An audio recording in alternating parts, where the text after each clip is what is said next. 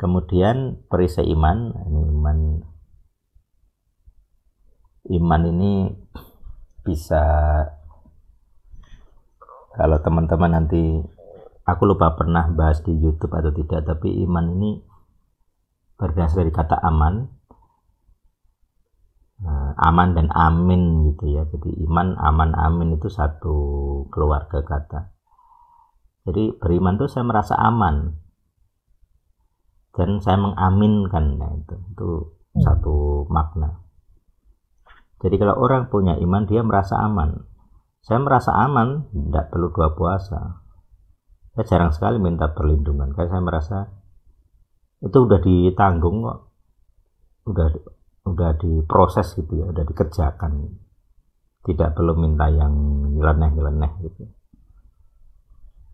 Kalau saya kena sesuatu yang jadi pertanyaan, Yesaya 59 ayat 1 gitu. Saya punya dosa apa? Saya punya celah hukum, dakwaan apa yang membuat Tuhan tidak bisa melindungi saya? Karena sejauh ini sebagian besar itu nampak jelas Tuhan melindungi gitu. Dikutuk tidak bisa, dikutuk mati tidak bisa, malah balik gitu. Yang mati dia sendiri. Terus dikucilkan, ia tidak tumbang juga, dan banyak hal gitu. Dan banyak berkat yang sekarang mulai muncul ke Sadik gitu ya, mulai berdatangan, tidak seperti dulu gitu. Makin lama makin banyak berkatnya gitu. Termasuk dengan ditantang soal kuantitas ya, sekarang kita makin banyak orang yang mendengar dengan YouTube gitu ya. Ada beberapa komen kemarin yang saya lihat orang mulai engage, mulai terlibat dengan video-video El Sadik.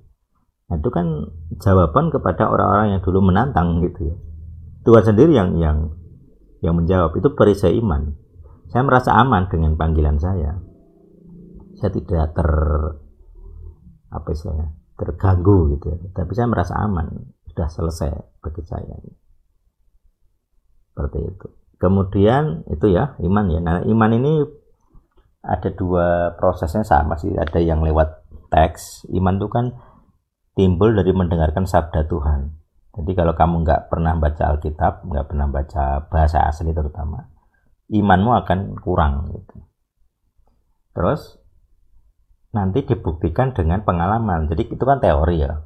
Omongan itu kan teori. Kamu harus gini itu kan teori.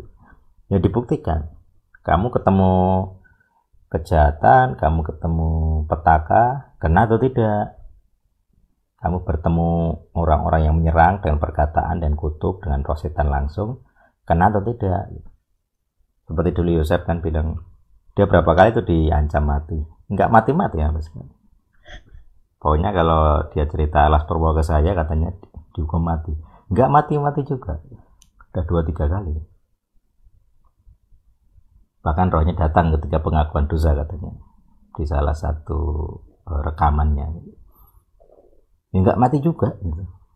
Ini saya tunggu, masih hidup berarti powernya menang, imannya menang. Itu bagi saya juga menambah iman saya juga.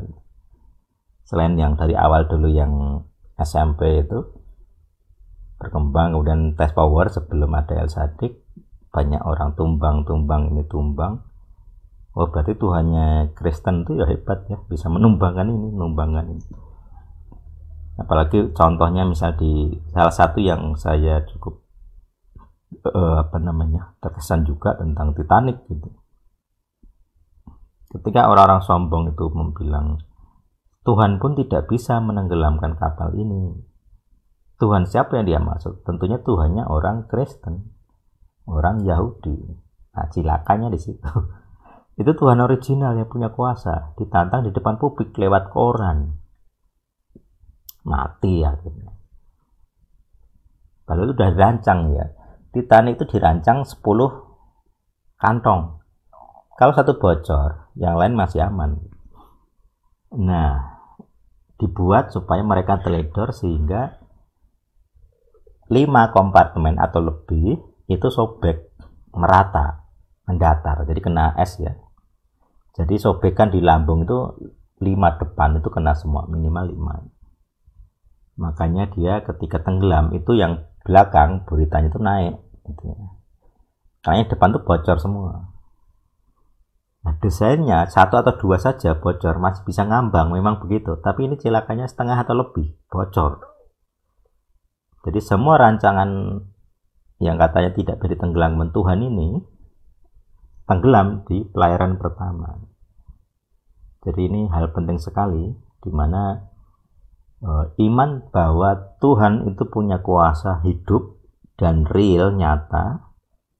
Kalau dia tidak suka ya akan melakukan sesuatu. Itu yang harus kita imani sebagai senjata rohani. Ini penting gitu ya, karena jangan-jangan kita tidak punya iman, dia hanya Tuhan yang duduk di tatanya dan membiarkan dunia ini berjalan sesukanya. Enggak seperti itu iman kita. Iman kita adalah Tuhan yang memerintah sebagai kerajaan Tuhan di bumi. Jadi kalau kita pergi kemanapun, kita sedang mendatangkan kerajaan itu ke muka bumi. Jadi kayak menurunkan kerajaan itu ke muka bumi yang kita lakukan itu. Oke ya, itu iman.